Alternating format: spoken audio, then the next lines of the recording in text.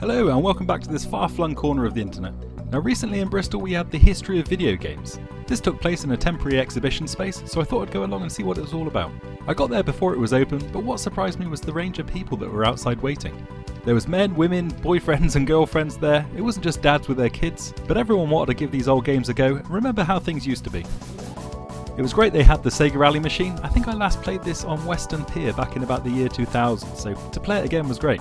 They did have a nice range of machines, light gun games, racing games and beat 'em ups. I'd say probably the beat 'em ups were probably the most popular. I probably spent most of my time playing 2-Bin, Robotron and Mr. Do, with the sideshow of Samurai Showdown and Killer Instinct. There were a few machines that I wanted to play that didn't work, and if I'm honest there's probably a few too many that didn't work.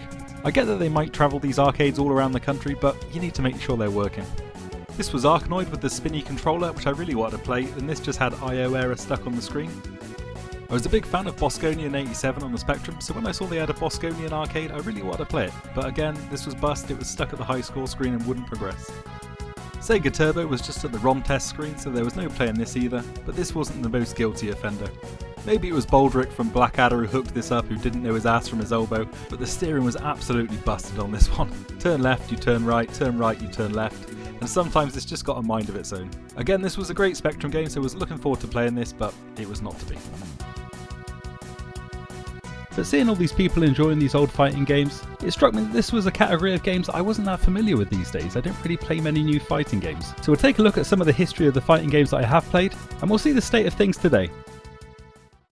Now this might not well be the first beat 'em up I ever played, but it's probably one of the earliest ones that springs to my mind. This is Yia Kung Fu, or Yaya Kung Fu, however you want to pronounce it, and this came out in 1985 on the Sinclair Spectrum. I don't remember this game being particularly fun, and coming back to it now all these years later, yeah, it's not particularly fun.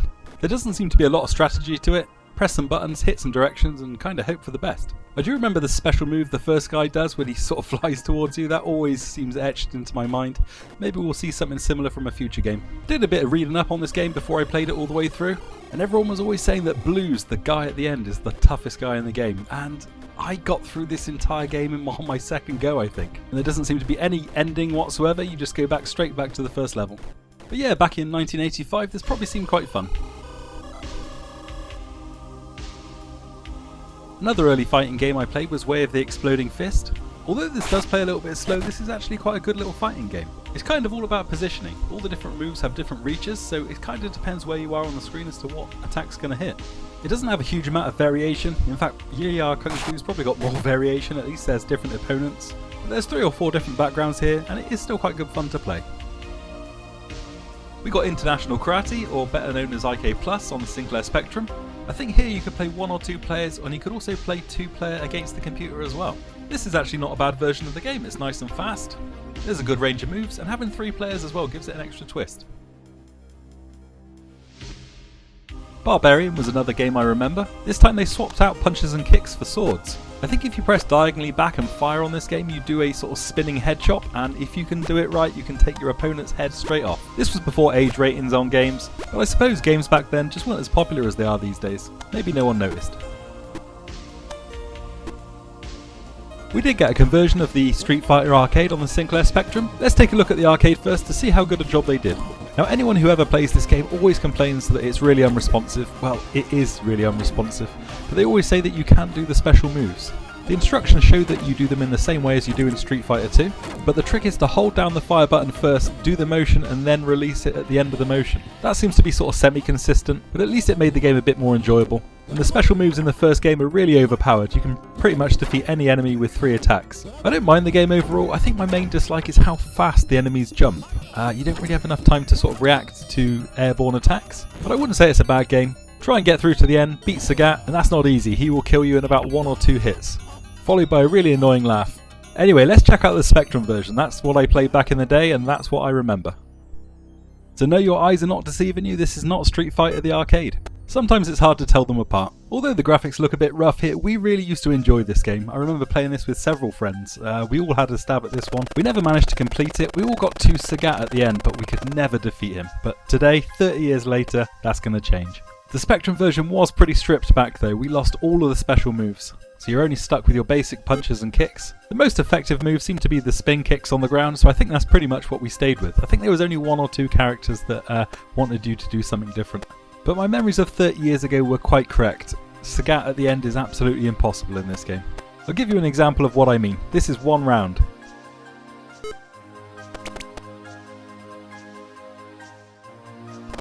But I kept going, tried to figure out some of his attacks, and maybe there were a few save states thrown in there as well, but eventually I got it. And what was the 30-year wait for? Nothing. Nothing happens at all, you go straight back to the first level. What a waste of time. I still really like this game though, it's really nostalgic for me, this one. Playing after school with friends, maybe memories of when you didn't have to work full time, all you had to do was go to school, come home, have your tea and play games.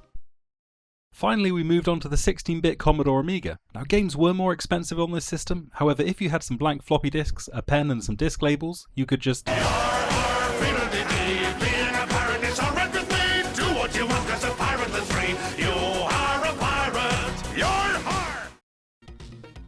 I think the term pirate copy seems to have died out a lot these days. Maybe they're just called copied games, but back in the day they were pirate games, pirate copies, anything like that. And this was probably the first beat 'em up I saw on the new system. This again is IK+, a big upgrade from the Sinclair Spectrum version. We've got music playing in the background and we've got some awesome sound effects which really made this game stand out. I think most of the sounds were from Bruce Lee films, but I'm sure there's a few others in there as well. You can also increase the speed in this version if you want a bit of extra challenge. You can also press different keys on the keyboard and these might have different effects such as changing the sunset appearance or making people's trousers fall down. Again, this was another great two-player game.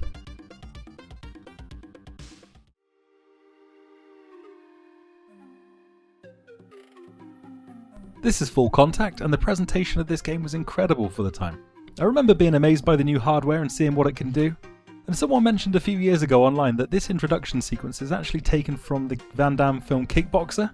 I've included that at the top left corner. You'll notice they've changed the speed a bit. I'm not sure how they captured this, maybe they traced each frame. Either way, it's still really impressive.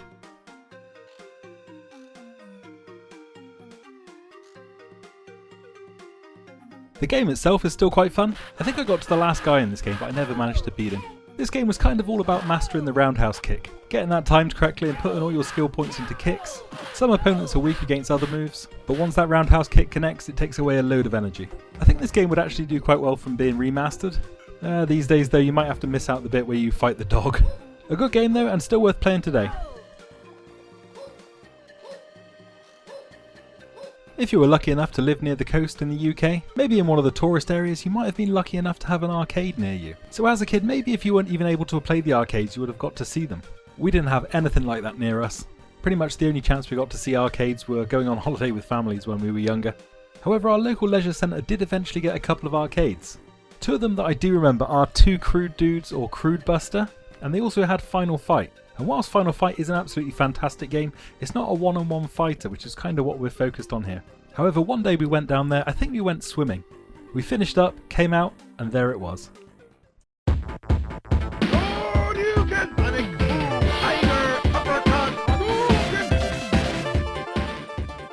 Well, this game made one hell of a first impression on us. I think we were just starting to get used to the Commodore Amiga at home. But I think both the graphics and the sound really blew us away at the time when we saw this. I'm pretty sure we would have only been 10 or 11 years old, and we didn't have much of an idea what to do, we were just bashing buttons.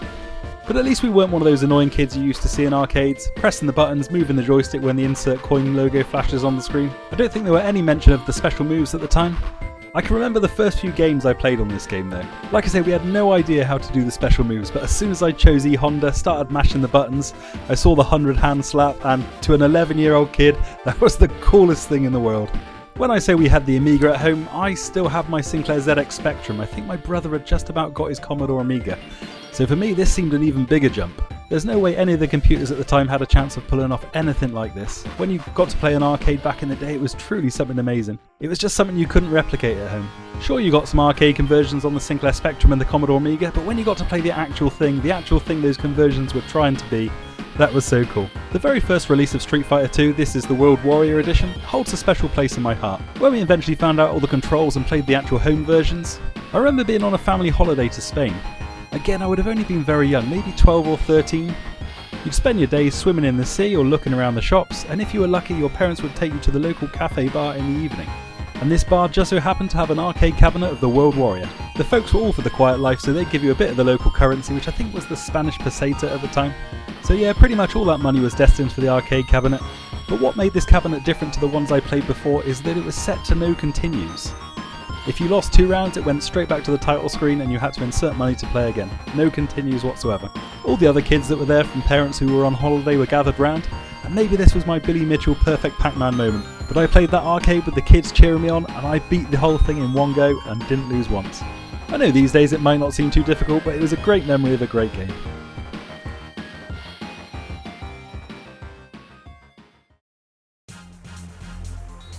At home at the time, we made do with a game called Body Blows. Now, a younger me convinced myself this was every bit as good as Street Fighter 2. I picked this game up again recently and it's awful. I can't believe I used to enjoy this. You probably spend more time swapping discs than you do actually playing the game. There was a later version of this game, I think it was called Body Blows Galactic. I think that introduced even more characters which made the disc swapping even worse. There was a version of this game on the Amiga CD32 and I think that's probably the way to play this. At least you're not swapping discs all the time. But yeah, it's just not a fun game, this one. I did finally get an Amiga of my own eventually, but by now people were starting to buy the Super Nintendo.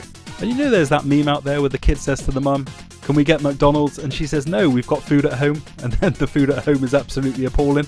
Well, that very much applies to the Street Fighter 2 on the Commodore Amiga. I think there was a rolling demo of this game that came with one of the Amiga magazines, maybe it was CU Amiga? And although it didn't look as good as the SNES version, I still wanted it. I don't think I ended up buying this though, I think I ended up swapping it with a friend. I did actually manage to squeeze some fun out of this back in the day. I'd still place it above Body Blows, but even Body Blows isn't the worst fighter on the system. That honour goes to Dangerous Streets. I think this came as one of the launch games for the Amiga CD32. You gotta feel sorry for the poor kid who opened this on Christmas morning. He's got a brand new console and he's playing games like this. I think there was one player who could turn into a slab, and there's this guy with springs on his feet. I don't know what they were smoking when they made this game, but it's one of the worst games ever made. Seek it out, it's worth playing just for a laugh. So what is the best fighting game on the Commodore Amiga? Well, I had to wait till 2021 to find that out. Whilst doing a bit of research for this episode, I found this game, Fighting Spirit, and this runs on a 1MB Amiga 500. I think I would have loved this game even more if I played it back in the day, but I think this came out in about 1996, which is right at the end of the Amiga's life. But it's got great graphics, great sound, it's really responsive, and it almost looks like a Neo Geo game with the styling they've put on this, even down to the Neo Geo CD loading screens. Check this one out if you can, it's definitely worth a look. But for now, the Super Nintendo was released, so now it's time to play those arcade games at home.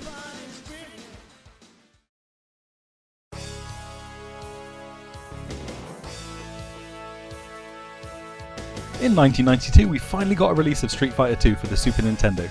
I think my friend Big Mike was the first one to pick this up, but it might well have been him who I first played the Street Fighter 2 arcade with back in that leisure centre. I think then finally we could do the moves because they were all in the instruction manual. I do remember having a bit of trouble with the special moves to start with.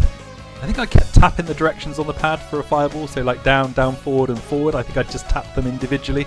Couldn't work out why it wouldn't work, but we got there in the end. The Super Nintendo pad was absolutely fantastic for these fighting games. However, not everyone had 2 Super Nintendo pads. They might have had one official one that came with the system, and then the scourge of the Super Nintendo, which was the third-party controller. These are known as Player 2 controllers. These always get given to the second player. One of these abominations was the Dragon pad.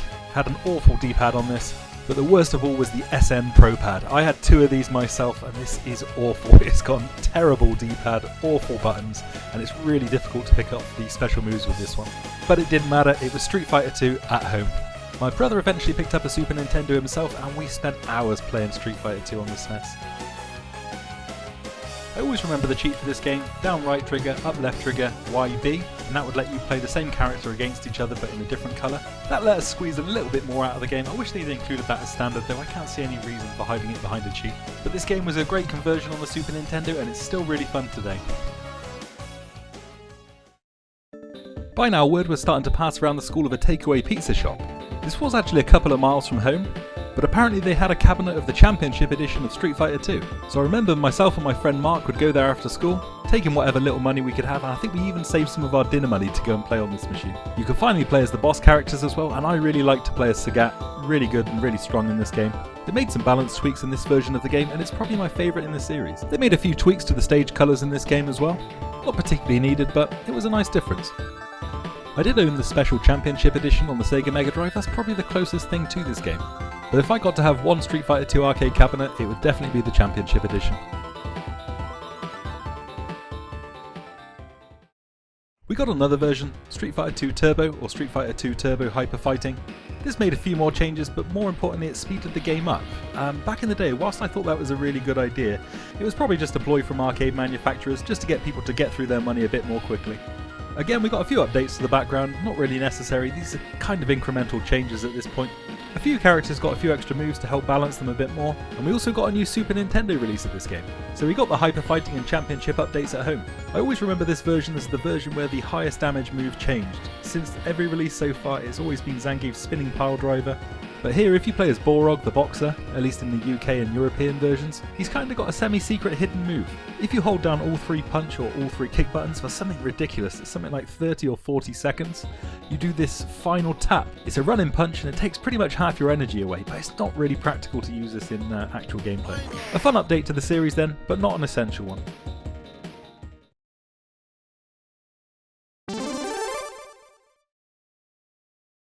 According to Capcom insiders, the reason why we got the hyper fighting version of the game in the first place was because hackers were making hacked versions of the Championship Edition to add new features and speed things up. Here's a few of them just for the sake of history. There's the Rainbow Edition, the Black Belt Edition and the Red Wave Edition. Each of these seem to add more and more stupid features, being able to do special moves in the air or endless fireballs so your opponent can't even win, change character on the fly, or even throw your opponent from the other side of the screen. These are fun for 5 minutes or so or just for a laugh, but yeah, best left. But it was apparently these hacked versions that showed Capcom that people wanted new features, they wanted new special moves and they wanted the game a bit faster. So although these versions are a bit rubbish, they do have their place in Capcom Street Fighter history. There seems to be more versions of Street Fighter 2 than there was the Blade Runner film, Super Street Fighter 2 and finally this, its final form, Super Street Fighter 2 Turbo. However, for me this was the first misstep in the franchise. There's 4 new characters who don't seem to add anything particularly new to the game. It's got the new Q-Sound music system which to my ear doesn't sound anywhere as good as the old one.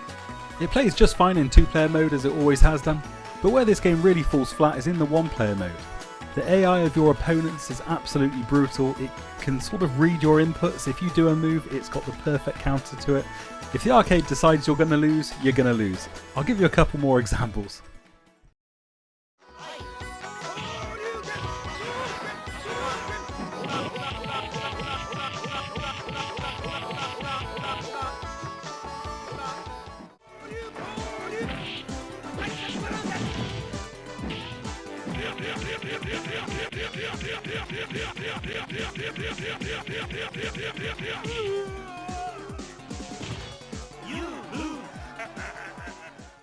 So if the stupidly tuned AI doesn't take all the fun out of the game for you in 1-player mode, then the fight with Akuma at the end of the game surely will. I get that arcade owners were able to see that long-time players of the series were able to complete the game in just 1 credit, and maybe the AI did need a bit of updating, but they went way overboard with this game. It's no fun at all in 1 player.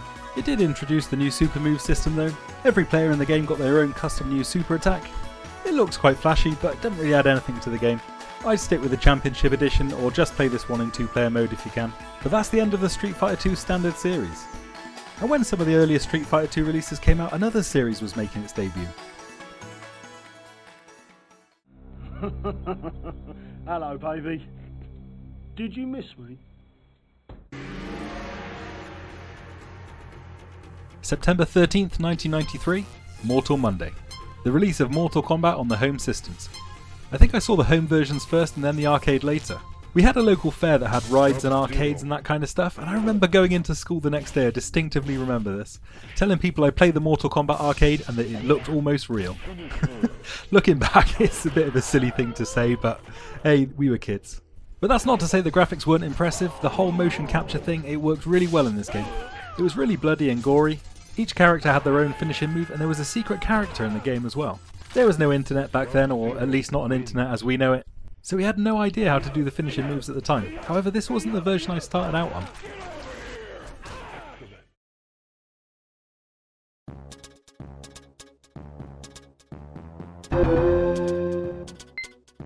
This is the Amiga version of Mortal Kombat, and it has been scaled back quite a lot.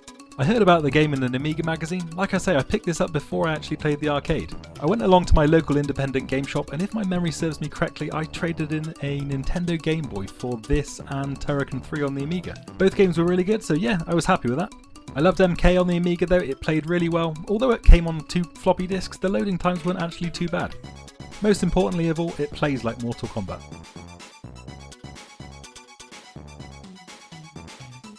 Here's the Super Nintendo version, and it's a real bug-filled mess, this game. The graphics look nice, but that's about it. It's really sluggish to play, and it's full of bugs that you can't believe have got through playtesting. Our European version was actually worse. I think they tidied up some of these bugs in the American version, but you could do fatalities without hitting anyone. On the endurance rounds, you could hit the second person before they hit the ground and you killed them instantly. It's rubbish. I still think this version, which is now the Mega Drive version you're looking at, I still think this is probably the best home version of the game. Well, at least until we got arcade emulation. It's got a good balance between graphics and playability. You got the blood code as well if you want to add that, although I didn't really feel that adds that much to the game. Maybe I'm getting old. But yeah, I really like the first MK game. It's still one I pick up and play these days. I probably liked it every bit as much as the first Street Fighter 2 game. These days though, I'd probably say Street Fighter's got the edge.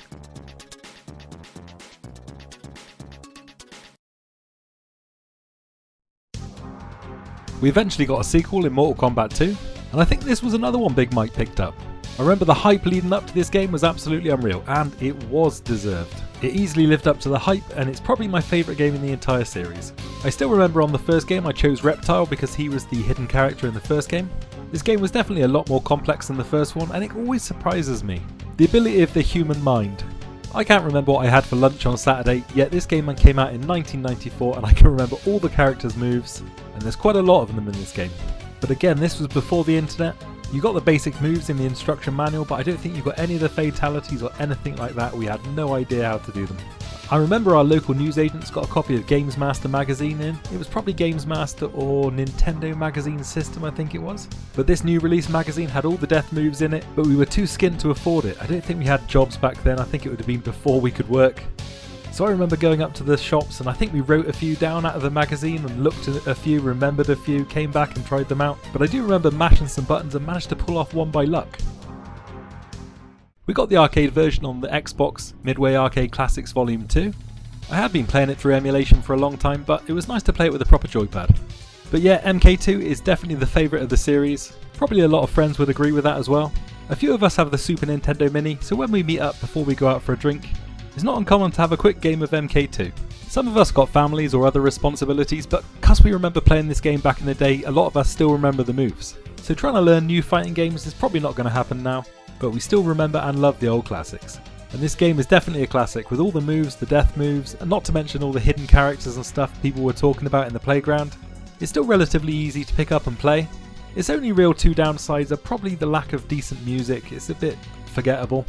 And the arcade one-player AI again is pretty bad. It's not as bad as Super Street Fighter 2 Turbo, but it's pretty bad. A great game then? So what's next? I've got to throw this in as an honourable mention. This is WWF Royal Rumble on the Super Nintendo, and we have loads of fun to this very day pissing around with this game. I don't know if it's good in any way, but we just have such a laugh playing it, just bullying one guy in this game, throwing him back to each other. Someone will get the guy in the razor's edge while someone else jumps off the turnbuckle. It's just so much fun, this game. When we met up recently, we even got it on the projector in the garden. This game's definitely not a classic, but it's just such a laugh to play. We did get MK3, but this was kind of where I started to lose interest. I love the graphic style and everything like that, but the combo system, yeah, I think that turned a lot of people off, certainly people I know. It seemed to work fine without it, it just seemed unnecessary and just seemed to make the game a whole lot more complicated to learn for newcomers. If you were playing as a character that could freeze or stun other players, you basically got to do all your combos for free, so they had a massive advantage over the other players. I did play some other games in this series. I remember enjoying MK4 on the N64 and Deadly Alliance on the Xbox, and I think there was a couple of others, but I kind of lost all interest after that, and that was kind of the end of the series for me. However, from what I remember at the time, there was a third game series: Street Fighter 2, Mortal Kombat, and Killer Instinct.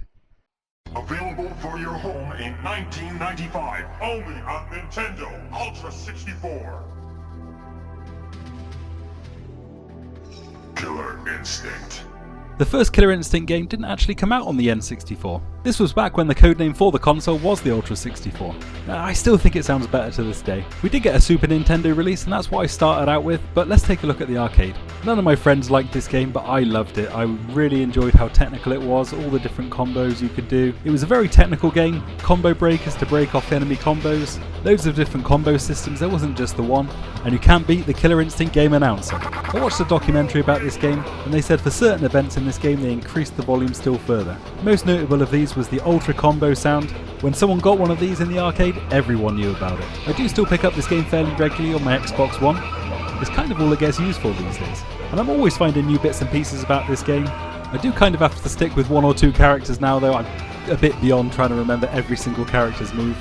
But I love this game though, and it's got the best fighting game announcer in history. Fight on. My brother had an N64 before I did, and I heard about Killer Instinct Gold. I really loved the first game, and I knew this was basically just Killer Instinct 2 for N64, and this was actually available to rent from our local video shop, Video Solent, which is not there anymore. We'll take a look at the arcade version, but the N64 version was actually pretty close to this.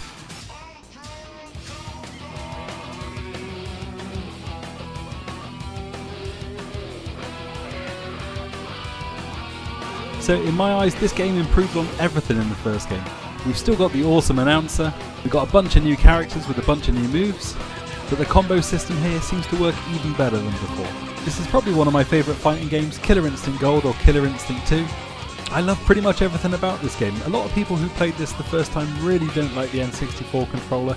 I had no trouble with it at all. I think your thumb starts to hurt after a while. It's not really a fight stick or anything like that, the N64 controller, but it works absolutely fine and you can pull off the moves no trouble. Killer Instinct 2 is also available on Xbox Live, so this is also what my Xbox One gets used for.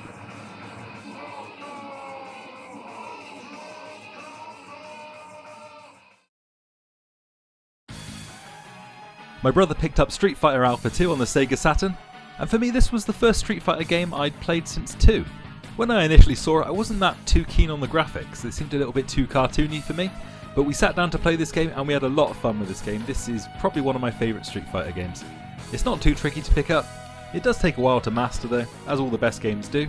But I think one of the best things about this game was the controls and the controller. The Sega Saturn controller was absolutely brilliant. I don't know why mankind has lost the ability to make a D-pad as good as this. This seemed to be the pinnacle. It's absolutely perfect for this fighting game.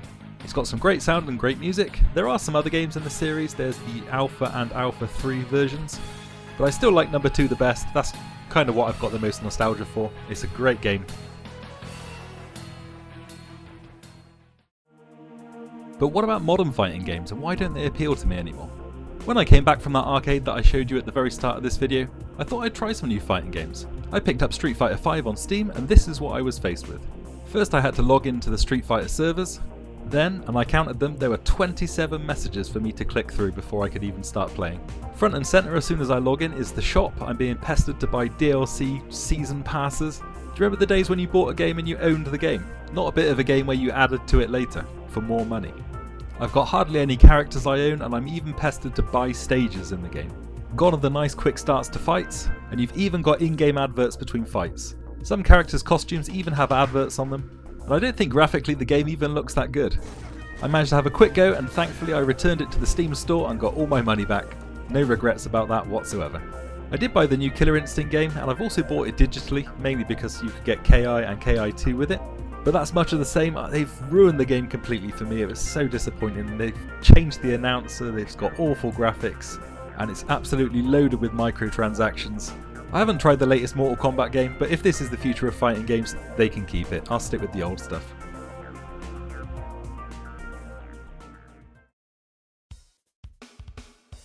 To finish on, we're not completely out of luck.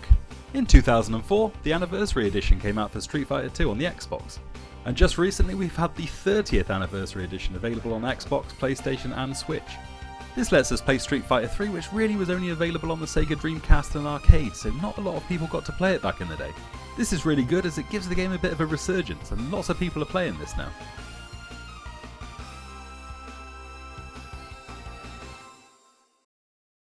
So the first time I'd played Third Strike would have been on that Xbox collection. I gave it a go, and to be honest I wasn't initially grabbed by it.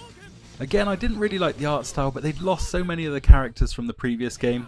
I gave it a go, I played it through, and that was about it. It sat on my shelf for several years. I do remember though in one player mode the AI was actually pretty fair, until you got to Gil at the end. I'm sure every player would have struggled with him the first time through the game, but he's kind of the game's end boss. He's got 3 really annoying attacks. The first is a meteor attack that hits you multiple times and can really knock you down fast. The second is this one that will pretty much wipe you out completely if you're not blocking or you don't have loads of health. It's pretty much unavoidable. His most annoying ability though is Resurrection. If you kill him while he's got a full super bar, he'll resurrect and have a full health bar. I didn't know at the time when I was playing this game, but I was missing a huge part of the game, and that was the game's parry system. With the parry system you could parry an opponent's attack and you take no damage. You had to time it right, press towards the enemy at the moment the attack hits. There's also high parries, low parries, but this parry system is one of the best things about this game. One of the bonus stages is based around teaching you this, and also the timing. It does take some time to get to grips with this, I'm still learning myself, but if you're really skilled at this game and know the timing, you can parry your opponent's attack and then counter attack.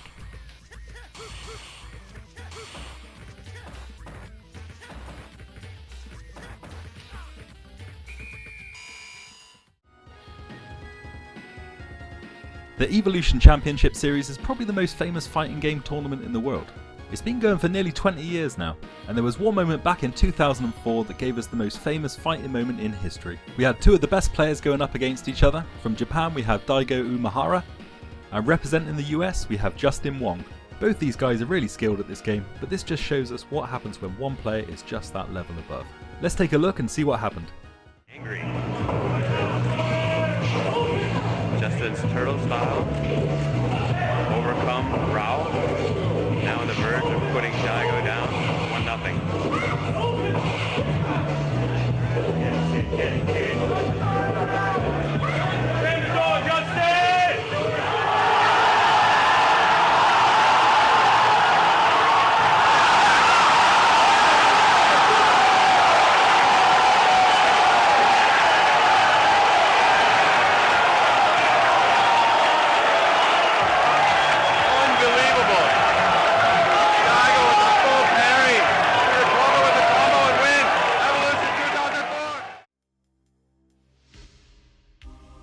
So there was a lot going on there, so let's slow it down. You've got Daigo playing as Ken and you've got Justin playing as Chun-Li.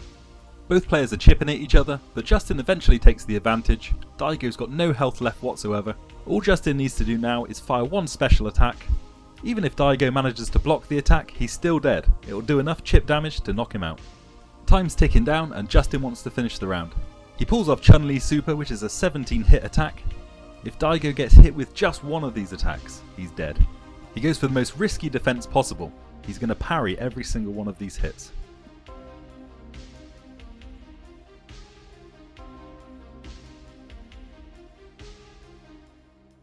If you're familiar with the mechanics to this game, then this is just absolutely unbelievable.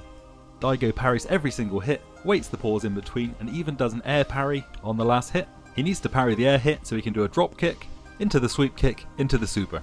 This video only lasts a few seconds, but with everything going on in it, it makes it the most famous moment in fighting history.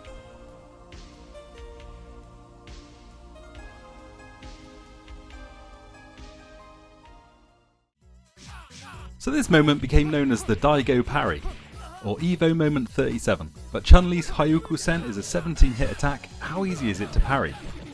Could I do it? Let's see. Third Strike does have a training mode, so you can try these situations over and over again. First of all, I'll choose Chun-Li, I'll do the super and I'll set the opponent to parry every hit. This is what I need to be able to do, along with the counter and the super. It won't be easy.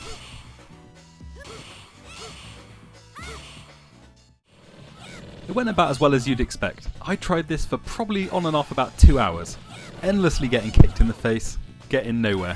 For Daigo to do this during a tournament, in live play with people around, loads of noise, it's incredible. I'm having trouble blocking one of them, let alone the flying kick, the sweep kick and the super attack after.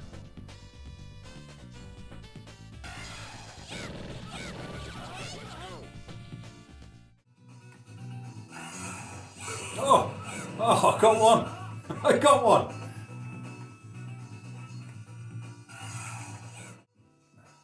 This was pretty much my best effort. I've not got more than these 4 yet. But I'm not going to give up. I am going to get my Daigo parry. I'm going to keep on trying and I will do it. I just can't seem to figure out the timing of this. I've read lots of different things online.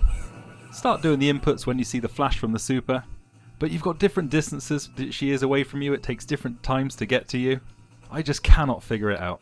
However, there is one man out there who has exorcised the demons of his past, Justin Wong himself. Oh! I'm getting better, getting better. Don't do it so quick, don't do it so quick. One. Justin himself streams on Twitch a lot these days, lots of different fighting games. He's a big fan of the X-Men games, but he's recently reached 100,000 subscribers on YouTube, and as a celebration, he himself was going to see if he can do the Daigo parry, after being on the losing end of it all those years ago. Can he beat my best attempt at 4 parried hits? Let's see. Before the super comes out. So how did Daigo, the new Daigo in the super there? Look at, oh my god, why is it before the flash? I can't believe it's before the flash. It's actually crazy. It just seems like it's just inconsistent either with just a jump back or neutral jump. You know, because if I neutral jump and parried it, I get to the other side, which is random. 1, 2, 3, 4, 5, 6, 7. 1, 2, 3, 4, 5, 6, 7. Whoa! We did it! Well done to Justin for pulling that off. It might look straightforward. You probably heard him counting there and thought, that's not too tricky, that sounds okay. Give it a go and you will see it's not easy at all. But that's going to do us for this time. I didn't discover some new fighting games that I suddenly love, but I did rediscover some old ones. I'm having a lot of fun coming back to Street Fighter 3rd Strike, and it's really good with the Nintendo Switch pad. It's a really great little pad, this one. It's great to play some of these old games again, and you can see why they're classics and they haven't aged today. Street Fighter 2, particularly the Championship Edition, and now 3rd Strike. Great games. I might have overlooked 3rd Strike in the past, but coming back to it is like discovering a whole new game. Pick up the Anniversary Collection on whatever console you have. It's a great little addition to your collection. It's got all those different versions on. Try the Daigo parry. Let me know how you get on in the comments. Give it a go. Have you done it? Give me some tips. I will get there in the end. But for now, thanks for watching.